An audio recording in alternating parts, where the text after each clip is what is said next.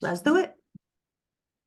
What's up, guys? Welcome back to the Ever Adaptive Podcast. I'm your host, Beckie Flowers, along with my co-host here, Sarah Budson. What's up, guys? Happy New Year.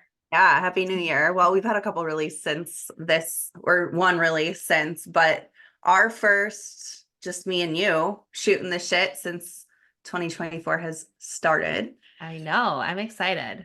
And we have a good one for you guys today. We are talking about, get my gallon of water out of the frame. I'm so excited about this this topic. It is such a good one, and it's one that we're really passionate about. But it's also going to hit home for a lot of people if you are doing dry January or you're just trying to cut back for the new year on your alcohol consumption. We're going to talk about our experience and then give some tips at the end for handling life. Yeah.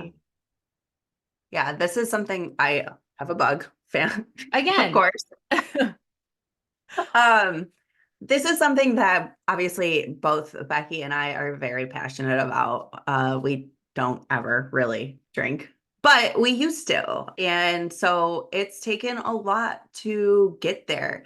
And I know a lot of people that maybe they don't want to quit, but maybe just want to be more conscious of their alcohol intake or slow down or really kind of just lean into that, the hardness of the stigma of like, I have to go out and drink with friends. It's like, dude, the other Friday night, Saturday night, I went out with a friend and played pool and drank Diet Coke and water. Like, I love it.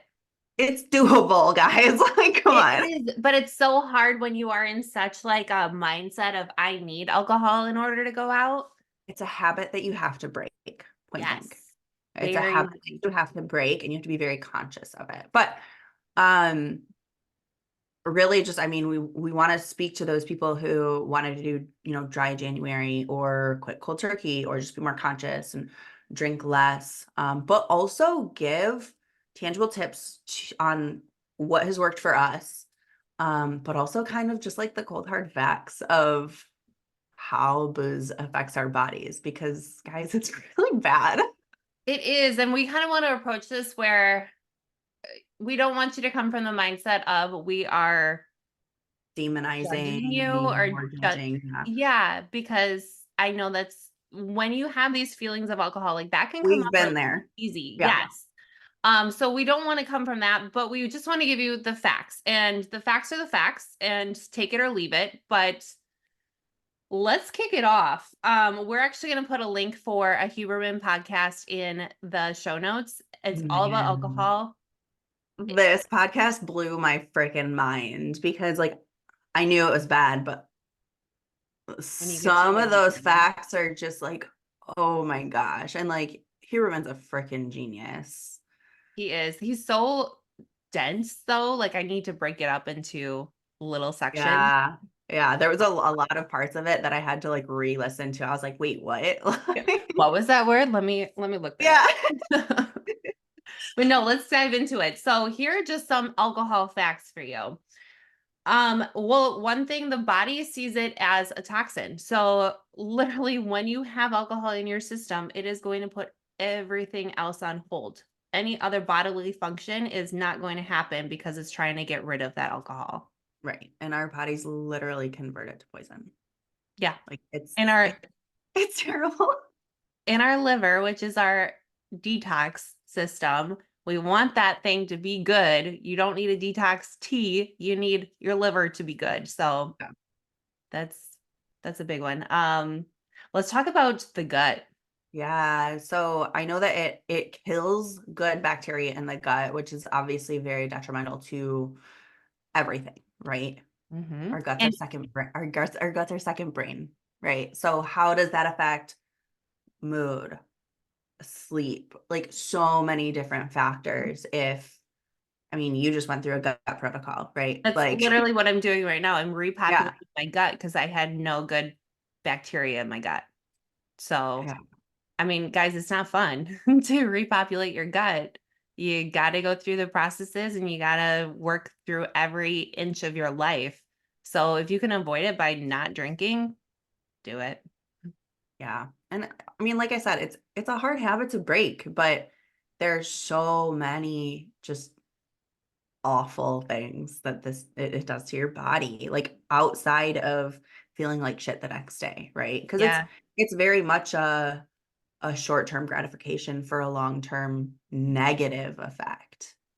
Well, it's a what's the word? It's a downer.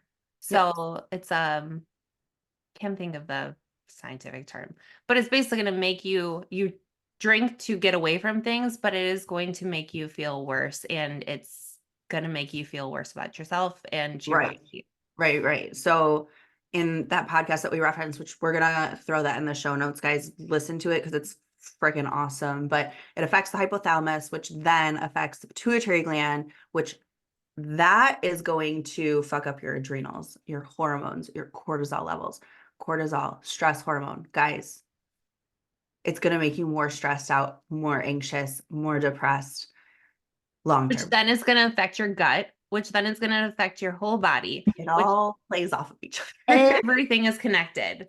And also within that, it doesn't just affect you while you're drinking. So what that's going to do is the increase of cortisol, that's going to produce more when you're not drinking. Your baseline. Like that's terrible. So that means that even if you are drinking, once a month, that those effects are going to stay with you for the rest of that month. Like it, I know that he had talked more of like, yeah, I mean, obviously any alcohol is going to have those. That'll obviously be a less effect. I think the like ratio he had mentioned was like 1 to 2 drinks a day, which that can be okay. that can be categorized however, whether that's you're having 7 to 14 drinks over the weekend, you know, Mm-hmm. or you're drinking daily, like that's a very consistent alcohol intake. It's a Yeah. high rate. Like that's big. And how So many people do you know that they don't drink throughout the week, but then on the weekends, they're getting all sorts of messed up and not just having 1 to 2 drinks over the weekend, but they're getting, blackout. yeah. Yeah. So he had said that if you're having like 1 to 2 drinks a week, that's like, what did he say about that? Day. A day. No, he didn't say a whole lot about in the parts that I was listening to. Of gosh, sorry, earthquake over here. Um, a week. He didn't really do. Most of the studies are based off of like 1 to 2 a day, and that would be considered like consistent. But obviously, the less it's going to be less effective, the less you drink. Obviously. Yeah. Okay. Well, that's good to know. That's good. That's a good realization because a lot of people will say, well, I don't drink during the week. I'll just Mhm. drink on the weekends when I go out with my Yeah. friends. But how much are you drinking on the weekends? Yeah. How is it? How often is it that people are having 1 to 2 drinks on the weekend? Because it's so easy once you let those inhibitions down to just have Mhm. more. Can you? Yeah. Hmm. Yep. Yeah. And it's a very, he was just talking about how there's also different like chemical makeup of how certain people are affected by it too. There are more people that are, I'm trying to remember how he said, but it's basically like you're more apt to, you have a drink and you either you get that little like energy increase and then you're like tired after, right? Or there's the people that have that one drink and they're energized and then they just keep going. And you're like more apt to then be an alcoholic because they want to continue that. It's almost like the dopamine spikes. Like they'll get a Right. little bit of dopamine and then they want some more, Mhm. which a lot of us have that personality. We just have found other ways to put in that dopamine spike. Bingo. So there are ways, even if you have that personality, because I know we both are like that. But We're obviously, bodybuilders. course, we have addictive personalities. Case in point. There you go. We just channel it into different things. Right. And it's just breaking that habit. And, like I said, we'll go through some different tips and like ways to approach that because we've both gone through it. I used to drink every single weekend, Oh, same like here. a lot, a lot. Yeah. And looking back, it's like I was fat. I felt like shit. Like Same. And my body, like I was not happy. I did not like who I was. There are right. so many things that went into it. So You're dealing with a hangover. let's dive into our experiences. Yeah. You want You to want go to go first? first? I'll Let's go first. okay. I'll go first. I really so I was never like over the top with drinking, but I always hung out with groups of friends that drank a lot. And it would really only be on the weekends for the most part. But I would be getting drunk every single weekend. And it's just what you did, Mhm. garage parties, house parties, basement parties, drink every weekend, and then you feel like shit the next day. Sure. Point blank, right? There was a time in my life where I was really into craft beer, and like that was, oh my God, that was the worst because I got so fat. Oh It's so my gosh. terrible. It was so I have terrible. such a stigma about people that are really into craft beer and just But I mean, I just remember also like my digestion when I loved like dark craft beer, like my digestion was shit. It was awful. It was so bad. Like I just constantly felt bloated. And then I would start going to like lighter liquors and I really made that I felt better drinking that when I was drinking, making that switch from like beer in general, because literally every time I would have beer, I would just bloat up and just feel like yeah. crap. And I just like my body cannot handle it. Sorry. Here we are. A bug. Um, but really I would say once I started lifting consistently and seriously is when I was more conscious of it. And I started slowing down drinking on the weekends. And guys, like the relationship I was in, like he drank consistently. This is something that I made a conscious effort myself. I didn't put that on anyone else. I didn't ask anyone else to join me in doing that. It was something that I wanted to do for myself. And that's harder to do when you have a partner that drinks. But it it's that conscious choice of what's going to be best for me, and that's at the time that I was getting more into bodybuilding. He didn't work out at all. Like it was a very different thing, and it was a big change for me, and it was a big change within where we were too, because I was becoming more conscious of all of these things: my food intake, my alcohol intake, my energy output, my exercise. And it was, I wouldn't say that there wasn't support, but it wouldn't have, it probably would have been easier if, right, you were both in this same kind of like state of mind. Yeah. I would assume. Anyway, tangent.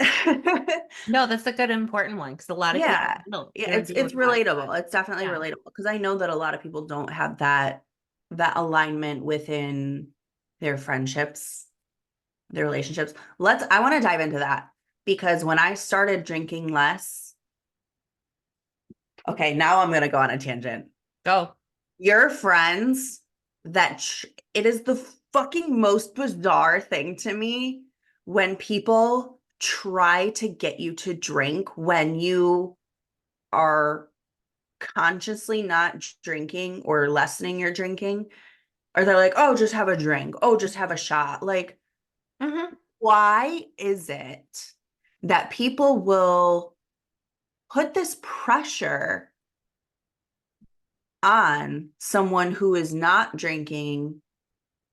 I know why, because they can't do it. But They're self-conscious. You're making them uncomfortable, so they want to make sure that you are back to their level. right, Not that you're above them, but it's just like they want to even the playing field. right. Not only that, But if you say you don't drink, people automatically assume that you had an issue in the past. Yes, that's a good one too. And these things are I just want like mind blowing to me. And I love this wave that's coming of people that are being sober, that are becoming sober. It is the most, like, my heart is so warm when I see a longer list of non-alcoholic beverages on a menu Mhm. when you're out, or people that are just drinking water, or a diet soda or whatever.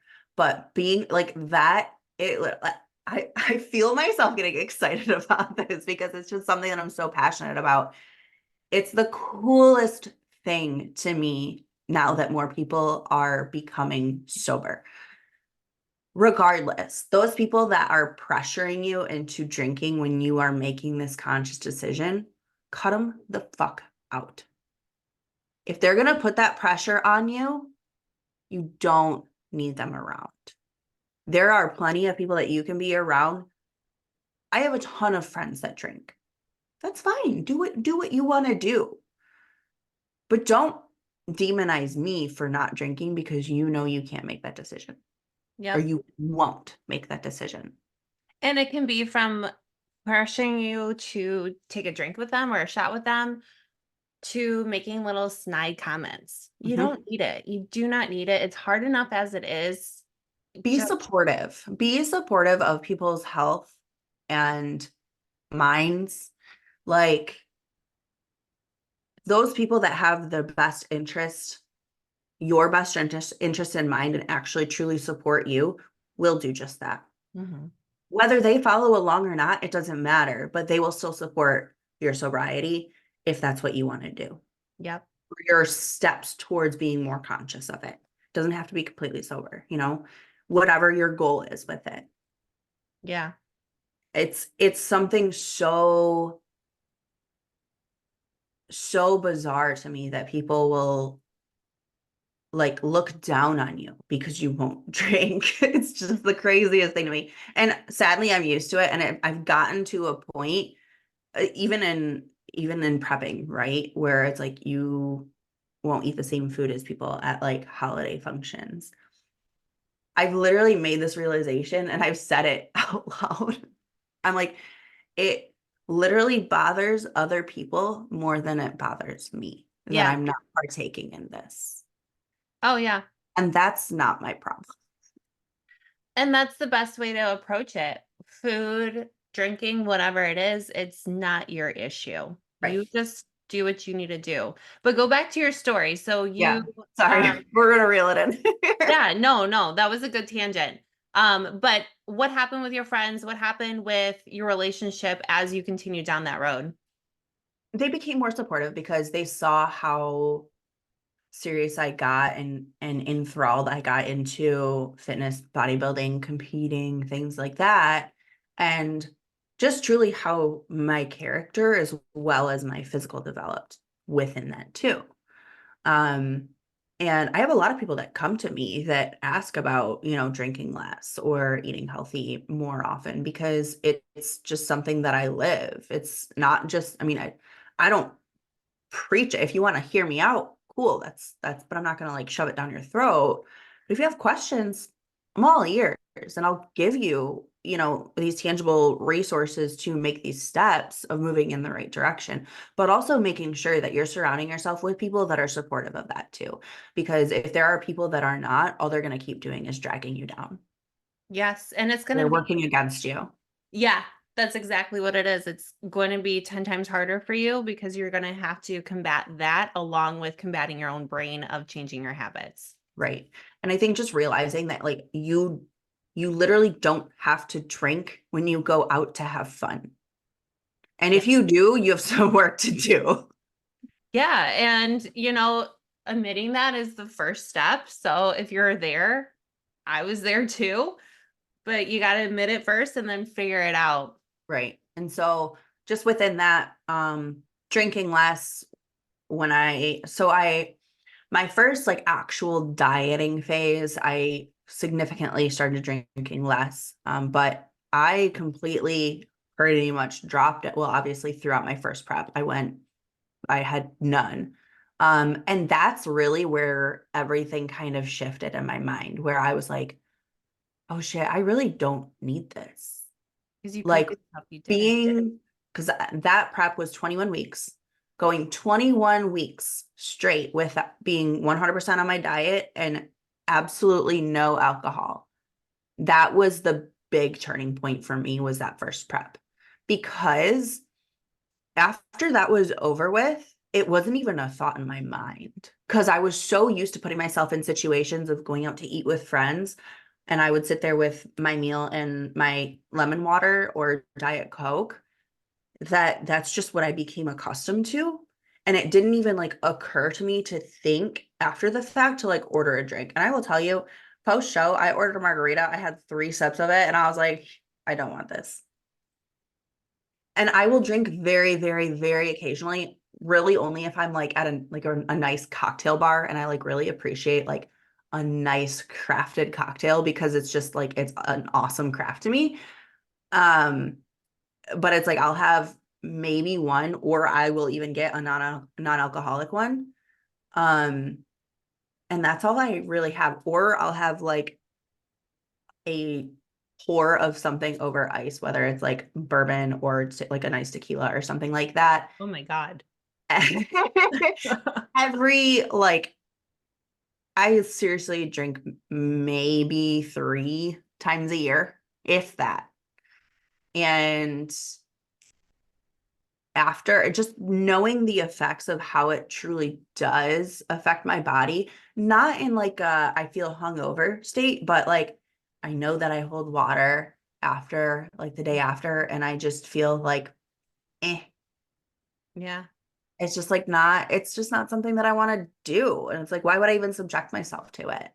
Yeah. So Yeah. many other things that you can do. It's just like, it's such a weird stigma that is like, I have to go out and drink and party with my friends. Like, you don't. Such a big part of our culture. And Mhm. there's reasons for that. I mean, look at 2020. They left the liquor stores open and closed everything else. But Right. Yeah. So go into your story. all right. So I'm very similar to you. I actually did not start drinking though, like regularly until after high school. I was never one to drink in high school. But then it was the era of garage parties, and which, let's just tangent for a second. I miss garage parties. Like I miss that time of my life. It Kids was a don't great do time of that. my life. I will, yeah, for They sure. they were fun, but like the basement parties, the house parties, definitely drinking every weekend, sometimes drinking during the week. And then I actually went to a college though that I had a signing covenant that I would not drink. I broke that covenant every time I would come home, but when I was in college, I wouldn't drink, and then I would come home and I would drink with my friends. So it kind of just was the people I was surrounding myself with. Um, Turned into not really drinking that much for a little bit. I had my son, and then I became a bartender when I was like 24. That's actually where I met my husband. Um, which that'll come in later. But I turned into every other weekend. When I didn't have my son, I was out partying. And it was a lot. And then it turned into just a way of life. I That's what we did. We went out on the weekends and maybe we would have a glass of wine or a bottle of wine during the week. Um, and it was just normal. So I actually started cutting back on my drinking. I did 75 hard in 2019. So that was the first time I actually went somewhere and didn't drink and realized, oh, okay, like I can for a extended period of time not drink. Mhm. But I still wasn't there because I finished 75 hard, and then day 76 I had some wine. And then I realized I don't really like this. So that's when I kind of started cutting back a little bit, but it still was a very social thing for me because I'm a quiet person. And if I'm in a room full of people that I feel like I don't really click with, that buffer of alcohol was what did it for me. So when I would go out with my husband, who was very social, I met him at a bar. He likes going to the bar. Um, I would have to have a drink so I could be social with people. And when I started my first prep, that's what really did it for me of realizing, oh, okay, I don't have to go to the bar. I don't have to be with friends with the same people that he's friends with. I can have my own group of people. But then also I can go out and not drink. And I actually like who I am without alcohol. I don't like waking up and you feel like shit, but then you're also like running through your head of everything you said. You're like, oh my God, why did I say that? I'm definitely the girl that will make best friends with the girl in the bathroom. Like, we will be best friends and I will tell her my life story.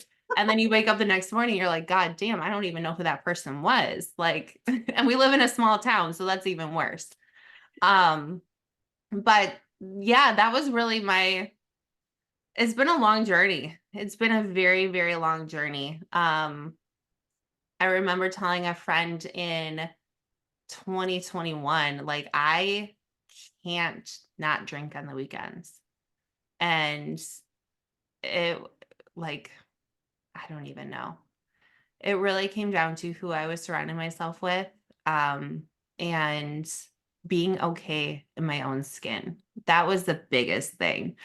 A lot of us, when we feel like we can't go out without alcohol, we have to do some inner work of why and kind of dive deep into that and figuring out what we actually like and what we like, what makes us us without having to buffer ourselves. So, That was so good. ugh, Damn, Becky, that was so good. well, good because I feel like I was all over I the place. But I no, but your point of that is it's so true, right? People will rely on drinking to help them make them feel better about something, right? Oh, you had a hard day at work, come home and have a drink. Oh, I need a drink. But all you're doing then is trying to put that buffer and escape your own reality. yeah, and instead of fixing it, Face and I will. it and handle your It's true. Just handle your shit.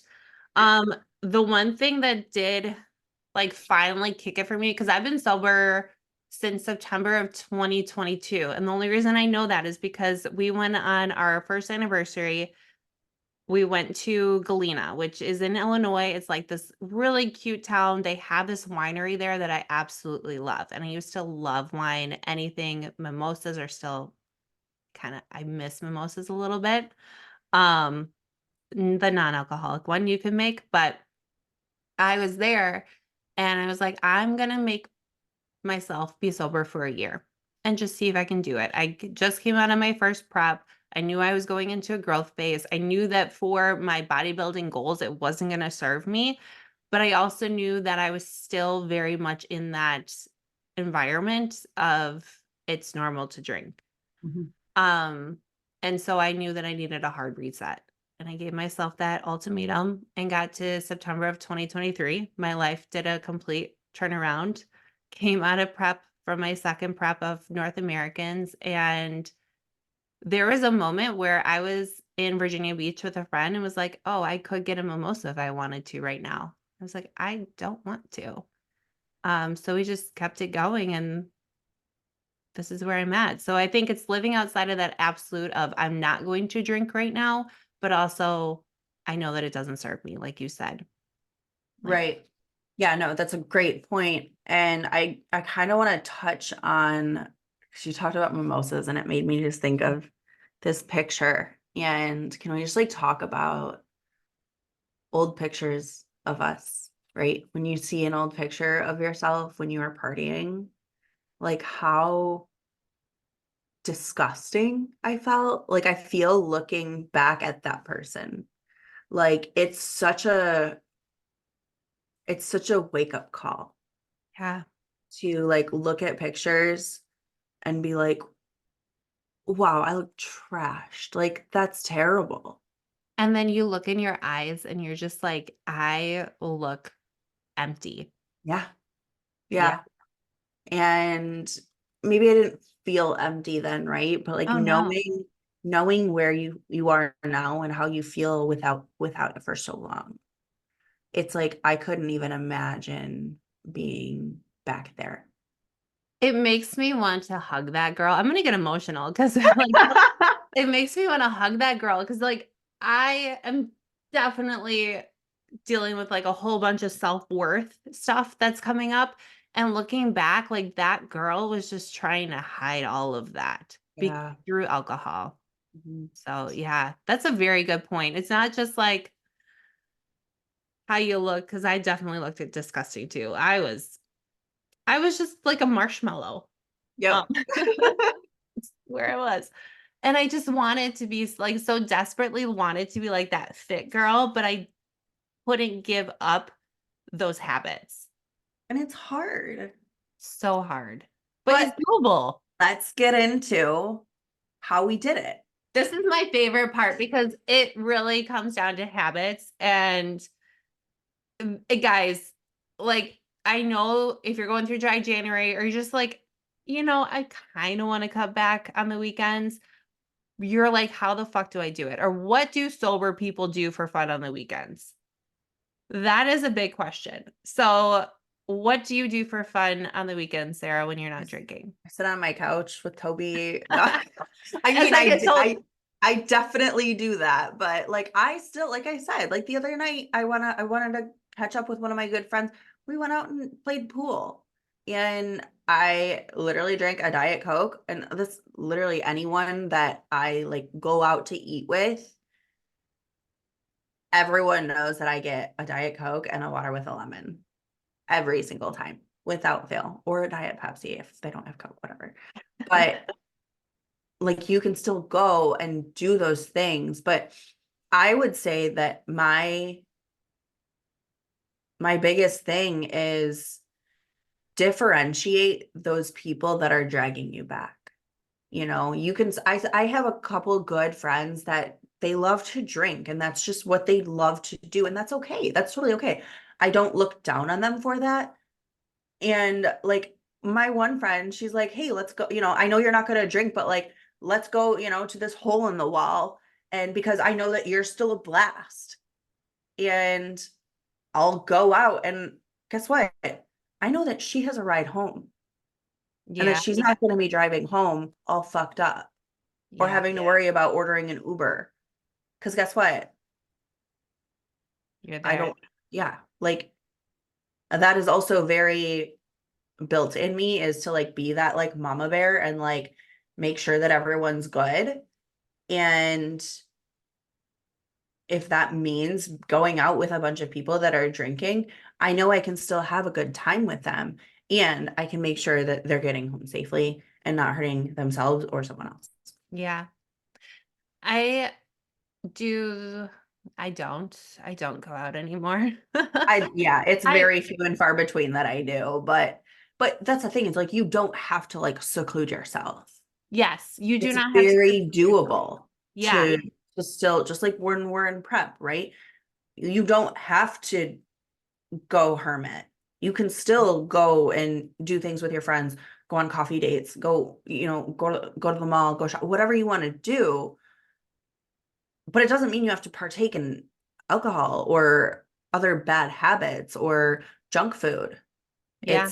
It all rolls into each other. It's just being conscious and making that conscious decision to break those habits of things that you associate doing certain things when you're in certain scenarios with certain people. Yeah. Yeah. So when I'm in a situation where I will go out, because I mean, I'm married to somebody that likes alcohol a lot. And we would go out every once in a while and it was a struggle.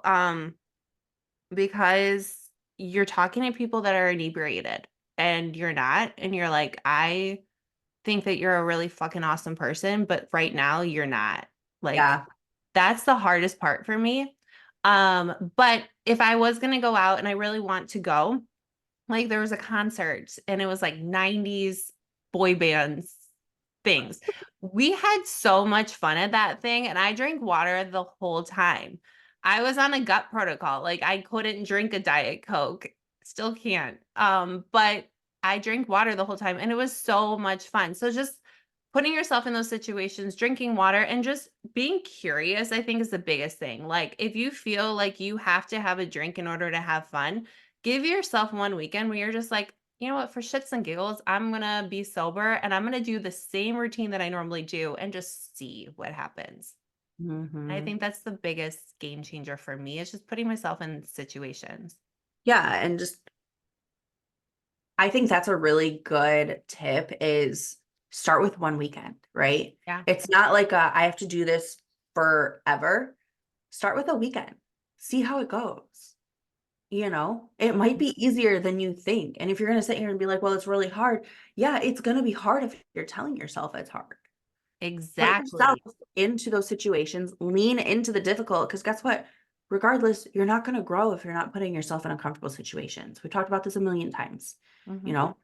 Um, I would say that my biggest tangible, like actionable step when I was cutting back drinking or when I was in prep for that first time was you're so used to when you are like, because I would always go up to the Upper Peninsula with my ex and his family, and they love to drink like all day, all weekend.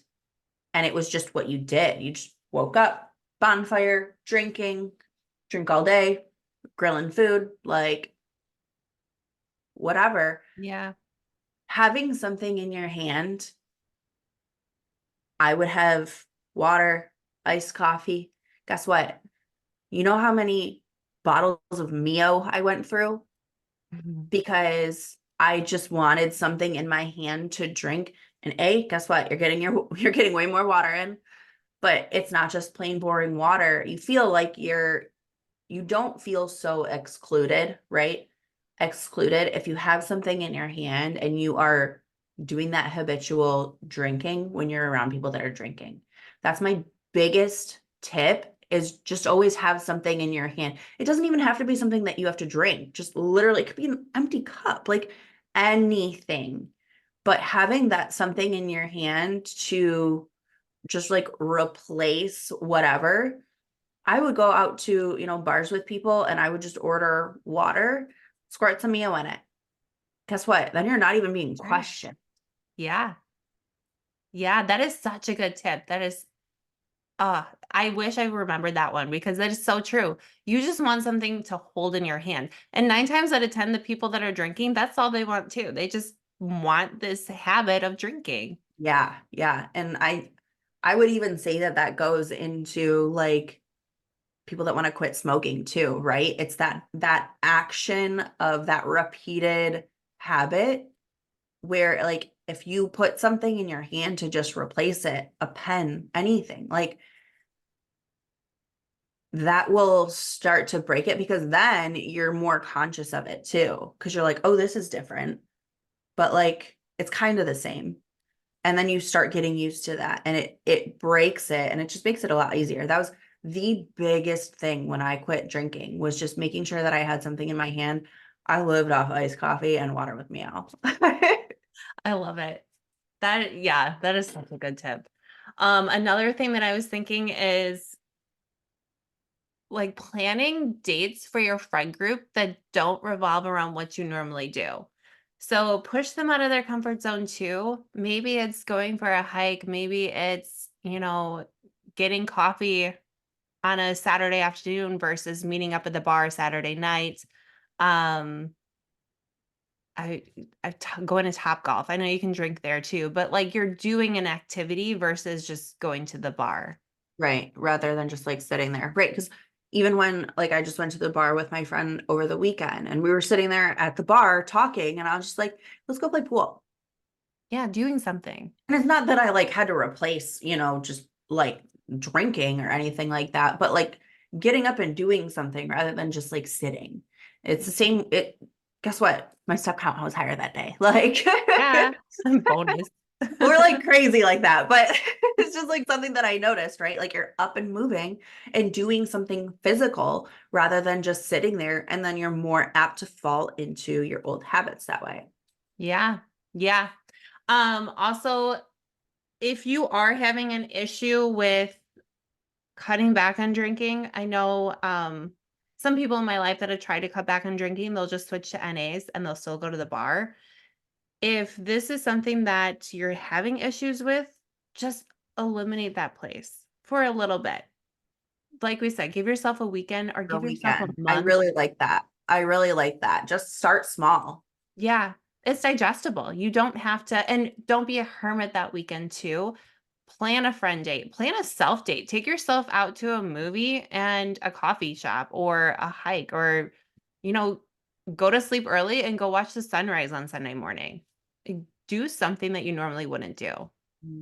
Yeah, no, I love that. And I think starting small is just the biggest step, right? You don't have to go dry January or say you're, cold turkey from now on or whatever, right? Start small and stack those little habits, break those little habits that you're used to that have been ingrained in you for years, that you're used to doing for years with the same people over and over and over again. Realize you're not going to grow if you're not putting yourself into uncomfortable situations and leading into the hard things that you have to break for the overall greater good of your health and your mental and your physical and your overall well-being. Yeah. I think we're just gonna leave it there. That was that was a good ending. Anything else? Mm-mm. That's it. That's all Like I I said, got. guys, I want to reiterate on both of our behalf, like we're not demonizing, we're not, looking down on anyone that chooses to drink. But obviously there are a lot of really terrible effects of alcohol consumption. It does a lot more in our bodies than we know. Go listen to that Huberman podcast because I was mind blown at Yeah. the actual chemical differences that it makes in our bodies. It's not just oh, once it's out of my body, it's done. No, there are long-term effects that it affects your brain, the rest of your body, the chemicals in your body, the hormones in your body. It's crazy. And just being more conscious of it's the best decision that I've made. I agree. And I will say as a mom, the generational the generational effects that it can have that I've seen in my own personal family and everything. I've had so many stories.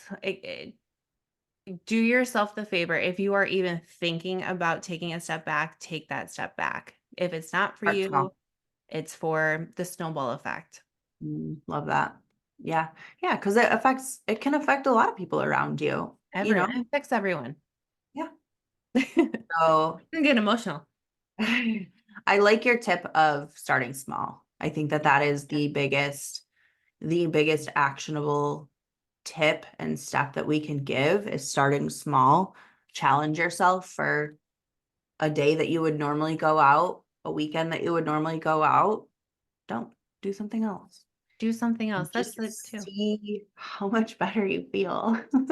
Yeah, how much more you get done? One thing I did want to bring up really quickly, and then we'll cut it here, but it was something that Huberman mentioned on the podcast was if you are going to start reducing or weaning off or going cold turkey, expect to feel anxious and everything like that if that is something that you are used to, because being without it, it's the same kind of thing. Your body has to like rid it for a bit. So don't expect to just quit cold turkey when you're a regular drinker and be like, I feel great. Like it's probably going to take a bit too, That makes but sense. start small because that's the only way to take that first step. I love that. I love that you put that in there too. Yeah, you're gonna have to detox a little bit. It's like caffeine, like anything, but Yeah. Yeah. That's something I need to get better about. oh, me too. Oh, but all right, Anyways, guys. guys, um, no medical advice or anything like that. We are not doctors. Disclaimer here, we're not doctors, just our personal experiences, and literally go listen to that podcast because it's crazy informative. Yeah. Yeah, again, that's gonna be in the show notes for you. And I am so open to discussing this one-on-one with people. Like, if you actually want to talk about tips and literally personal things that like I went through to help reduce drinking, like I am all ears. I will listen to anyone about this because it's something that I'm so passionate about. Same here. Same here, guys. Like I said, this hits home it's very, very personal. So if you want to jump in my DMs and discuss it, I am all ears. Your life will change. Yep. We'll So, see you guys next week. all right. Have a good one.